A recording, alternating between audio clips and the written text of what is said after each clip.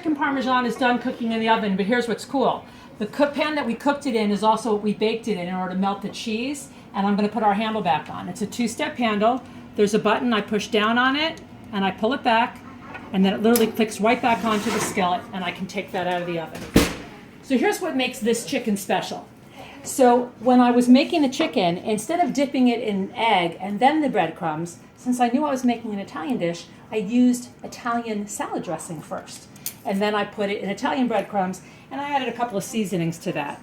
I then put it in the skillet with a little bit of oil, and I cooked it. As soon as it was done, I patted it with a paper towel to get some of the excess oil off, and then I just put on I used a Parmesan tomato sauce, and then some really good mozzarella cheese in the oven at 400 degrees for about 5 minutes, and now just some fresh basil on top. And I've got some Parmesan already grated. That's actually left over from another night's dish.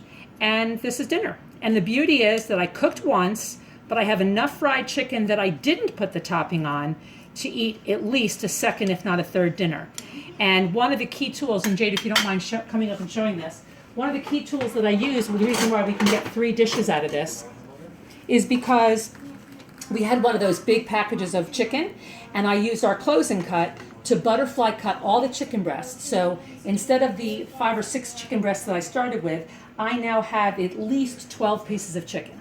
That's why I can get so many dinners out of it. So by using the closing cut, which is where I put the chicken breast, I used a long bladed knife and I cut through it, I got 2 pieces out of what would have normally been just 1. So here's our chicken parm.